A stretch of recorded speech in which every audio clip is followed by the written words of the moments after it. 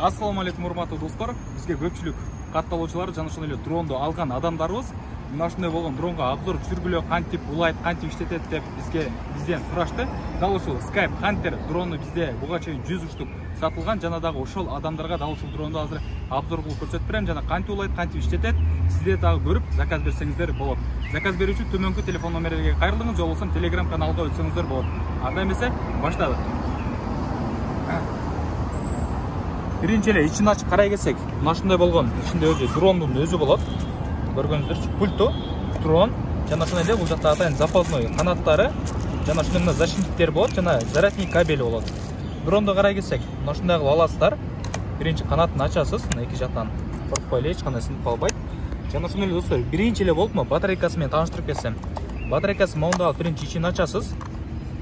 Ичин ачсаңыз, бул жерде өзүнүн батарейкасы турат, Буну кантип заряддайбыз деп көпчүлүктүн башы ушуга ооруйт да. Биринчи эле жаңы алгандачы моунда алып батарейкасын аласыз. Ортосунчу бул жакта атайын зарядный кабели бар. Моундай болгон зарядный кабели. Бунун бул жерине кадайсыз. Жана бул жаңы кабелге сайып коесуз дагы 30 мүнөттөн 40 мүнөткө чейин койсоңуз, дал ушул батарейка заряддалып калат. Кийин бул жагын алып саласыз. Бул жерге кайта кадайсыз. Жана бул жерге аккуратно коесуз, эч кандай зымдарын үзүп албай.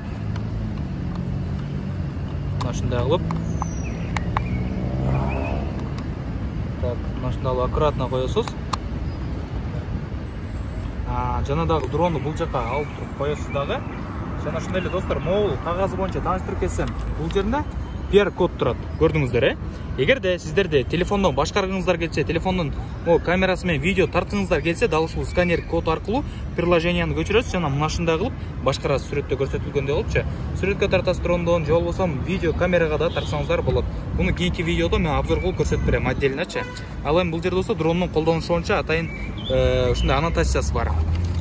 Эми бунун өзүнүн пульту боюнча карай келсек, бул жерин ачсаңыздар, азыр бул жерге телефон койсоңуздар болот. Бизде азыр личный телефон жоктугуна байланыштуу телефонду койбой атабыз. Жана ошондой эле пульт алгандан кийин сөзсүз түрдө бул жактачы атайын моундай болгон кымбат батарейкалардан алып салыңыздар.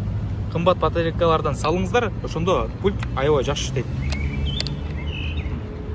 Эми азыр сиздерге дронду мына ушул канаттарын кадаганды көрсөтүп берейин, моундай болупчу. Ордуна койгондо.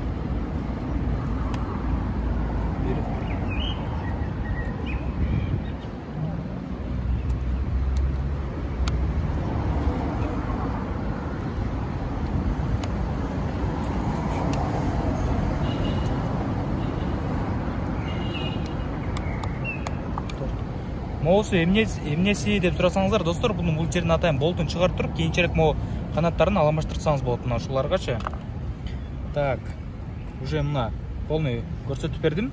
Эми дронду азыр сиздерге учуруп көрсөтүп берем. Учурардан мурда биринчи кантип жандырабыз. Могу жерин бассаңыздар, өзү мына ушундай болуп маргайт этип жанат. Ал эми андан кийин могу пульт аласыздар. Пульт алып туруп, могу жерде жандыра турганы бар атайынчы. Ошону бассаңыздар, моундай болуп жанат. Эми пультту дронго кантип улайбыз? Улаш үчүн могу жерде кызыл өчүп жанып атпайбы? Ошонун ордуна эле могуну өйдө ылдый кылып койсоңуздар, могу өчүп жанбай калат, кызыл болуп жанып калат. Ошондо могу дронго уланган болот. Көрдүңүздөр, Могуну өйдөгө, анан ылдыйга кыласыздар. Ошондо могу автоматически уланган болот. Эми азыр учурабыз. Учуруш үчүн биринчи кайсыны басабыз? Биринчи эле могу жогорусун бассаңыздар, мына алысыраак кылып тарталы. Могу жогорун эле моундай бассаңыздар, алдыгы моундай учпай, чөлү айланып эле турат. Эми могу пульт алып келсек, асманга учуруш үчүн буну кандай кылабыз? Көрдүңүздөр, могу кнопка турат. Ушул кнопканы басабыз, же болбосо моундагы бир жолу жогоруга алып коебуз. Азыр мына сиздерге учуруп көрсөтүп берем.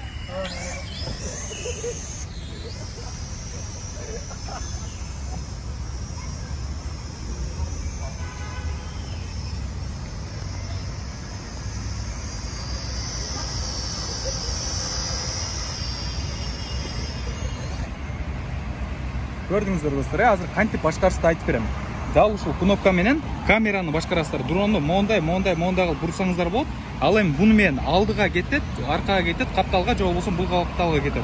Ушуну башкарасыздар. Экөөнүн айырмасын колдонгонуңузда үйрөнүп аласыз. Анан бунун эң башкы колдонуунун бир шарты бар. Ал шарты моундай болот. Эч качан комнатанын ичинде, же болбосо тар чөйрөдө моундай болгон жерде учурбаңыз. Ачык асманга жайлоого алып чыгып үйрөнсөңүз болот. Эгерде моундай жерде үйренген болсаңыз, где-то бір шарты жоқ жерде үйренген болсаңыз, анда сіз дронды бат эле бузуп алышыңыз мүмкүн, сындырып алышыңыз мүмкүн ошол сыяктуу. Ошондуктан достор, эгерде видео пайдалуу болсо, биринчи досторуңуз менен бөлүшүңүз, лайк басыңыз, биздин каналга жазып коюңуз, дагы да көптөгөн обзорлорду чыгарып турабыз.